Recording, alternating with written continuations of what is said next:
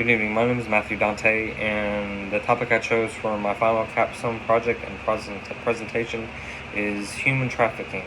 We all know that human trafficking is a huge problem across the world and in the United States, and there are people trying to figure out ways to stop, prevent people from becoming victims of human trafficking.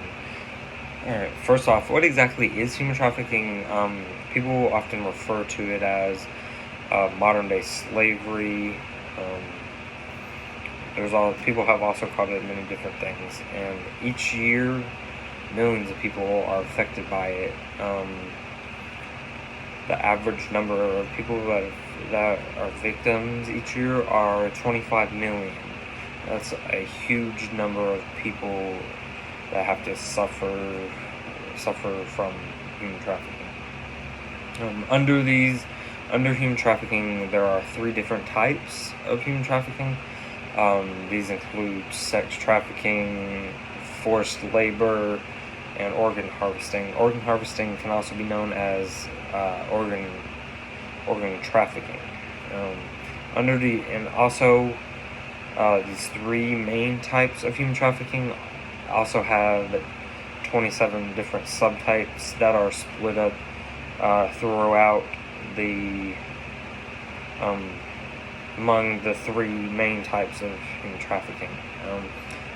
And while I was doing my research, I came across a page that talked about human trafficking in COVID-19 or coronavirus. We all know how that has went, shutting everything down, schools, businesses, how it hasn't had an effect on everything across the world, even crime, and something that it also affected human trafficking.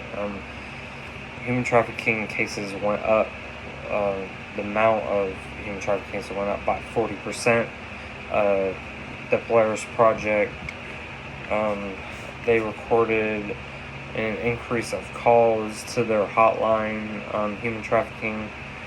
So it really surprised me that cases went up, because we were in quarantine for so long that everybody was staying away from the public outside places where people are trafficked. But it unfortunately went up instead of down, and that really shocked me. But to get started, we got to talk about history of human trafficking.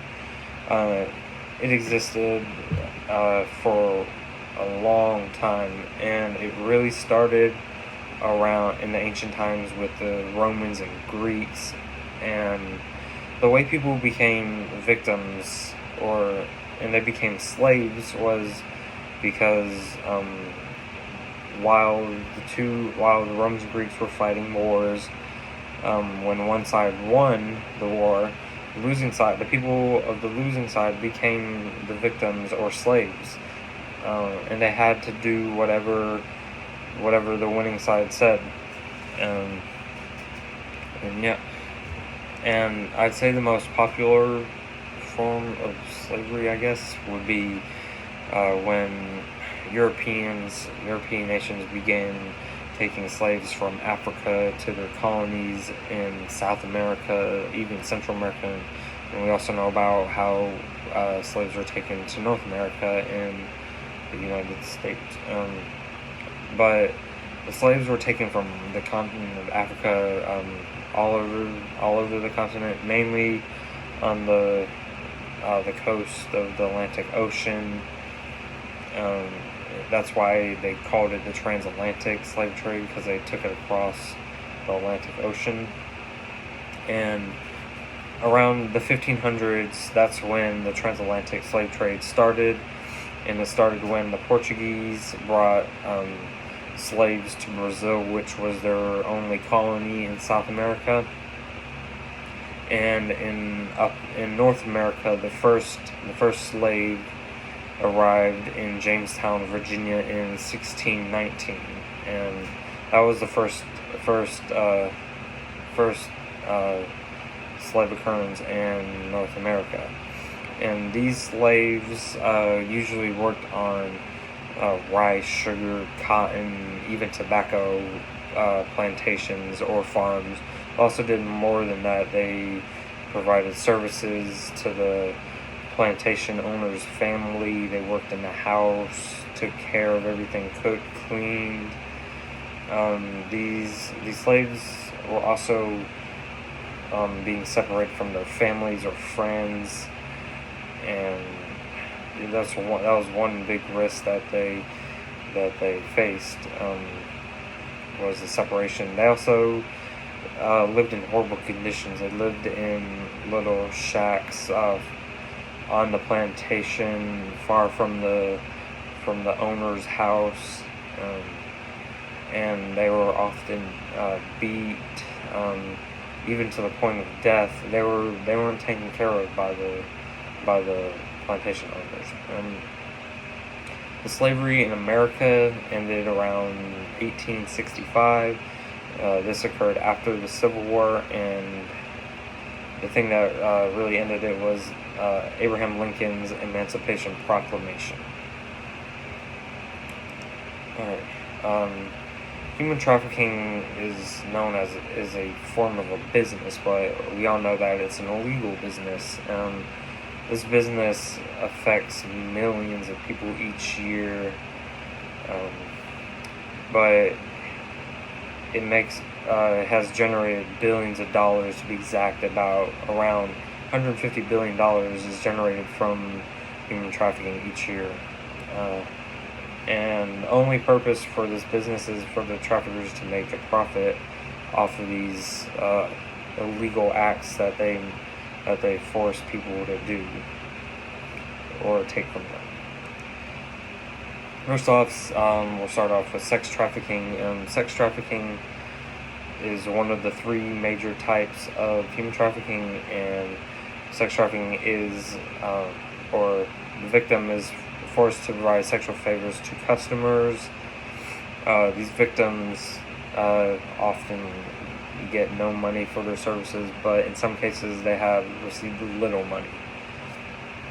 And something that was shocking to me was that cases of sex trafficking are considered severe only when the victim is 18.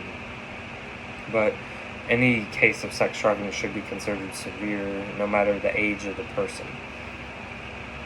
And the victims of sex trafficking are usually young boys and young girls. Adults are often involved. Everyone can be a victim. It doesn't matter how old you are, who you are. But the most common victim of sex trafficking is young girls. And across the world, there are about 4.8 million victims of sex trafficking. And also different forms of sex trafficking, such as prostitution, where people go out on the city streets looking for paying customers so that they can provide the sexual favors, and then they'll give the money back to the trafficker that has taken them as a victim. Also, there are escort services. Escort services are like the victim will meet the paying customer in like a hotel or a brothel, and they even go to that person's house to provide the sexual favors. Pornography is also a big type of sex trafficking. It's when people are forced to create videos or take photos of themselves providing sexual acts, sexual favors, and they do that to make a profit for the trafficker. And oftentimes the victim is in the video or in the photo with the trafficker, so it can be hard to tell that it is a form of sex trafficking because we may not know if they are. Forced labor. Forced labor is the largest. It takes up the majority of the victims for human trafficking. About 68% of the victims are victims of forced labor. And forced labor is when somebody is forced to provide services, whether it's sexual services, whether they're forced to go work in certain businesses. And under forced labor, there are 20 different types of forced labor, and some of these include domestic work and domestic servitude. That is when the victim is usually working in the trafficker's home, and they cook, clean, and can be used as nannies for children that they have. Also, another popular one is illicit massage, health, and beauty parlors. They're often found in nail salons, hair salons, and these victims are usually living in those nail salons. It has been said that there are sleeping bags in the back of the salon, and that's how we can tell possibly that they're victims. Also, another form is peddling and begging, which the victims are forced by their family members or other individuals.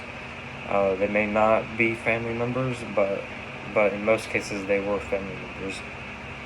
And the victims would have to go out and beg for money, food, or whatever they were begging for. Next is organ harvesting or organ trafficking. Organ harvesting is when the victim's organs are removed, and those organs are often sold, or they are sold. And every year, there are 12,000 illegal organ removals. Every year, $1.5 billion is generated just alone from selling organs. But all that money is made, but organ trafficking has the smallest percentage of victims, with less than 10% of human trafficking cases. And there are 3 steps to the organ harvesting process. First is organ trafficking, where the victim is taken. The second step is the sale of the organs, and the last step is where the transplant tourism is, when the organ is taken to the buyer.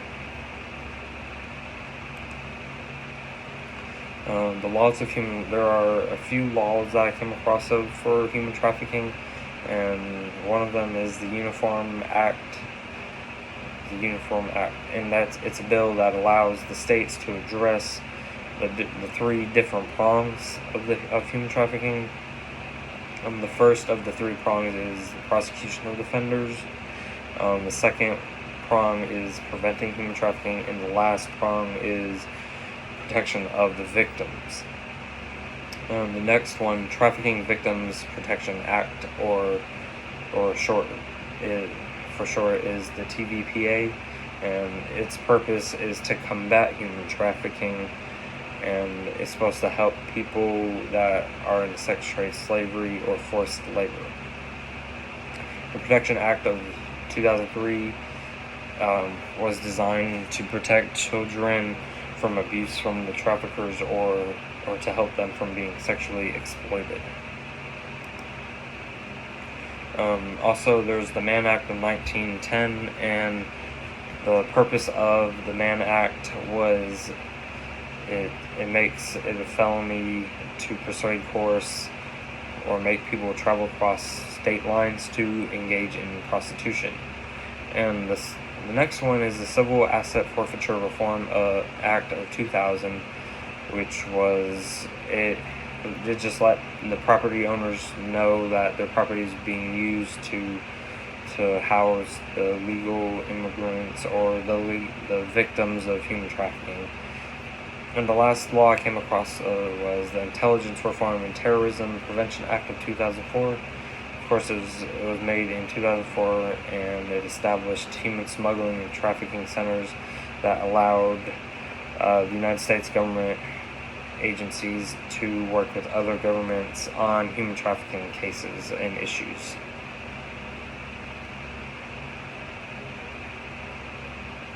There are some potential solutions to human trafficking.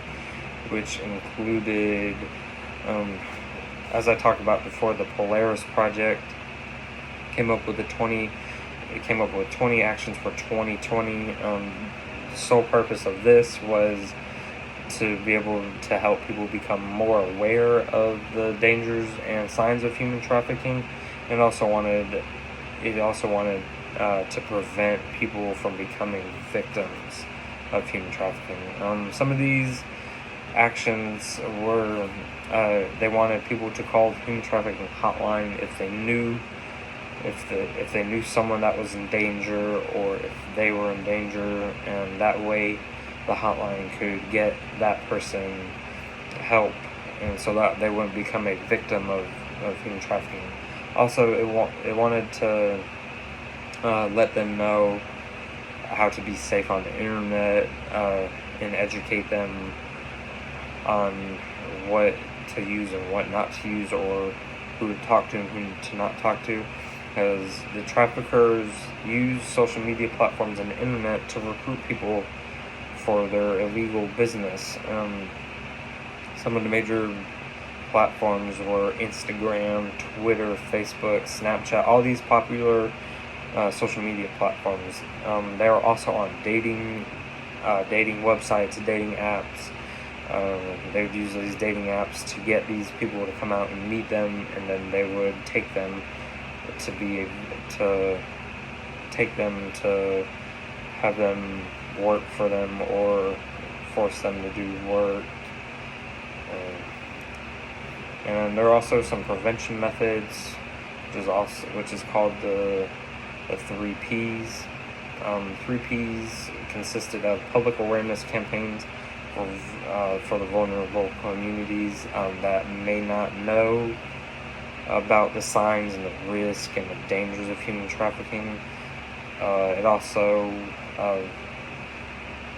told us about the potential consumers of the products that were made by victims of human trafficking, because every day we may go out and buy something that was made by a victim of human trafficking, and if we know about the products that were made by the victims of human trafficking, we won't buy those products, so that the people will stop making money off of it, and maybe stop taking people to make those products, and stop forcing them to do stuff that they don't want to do. And I also wanted to let people know of the risk and dangers of human trafficking, so that they won't become victims, and to help protect everybody's children, women, men, anybody that does not know the risks of human trafficking. But that's about it. Thank you for listening. Good night.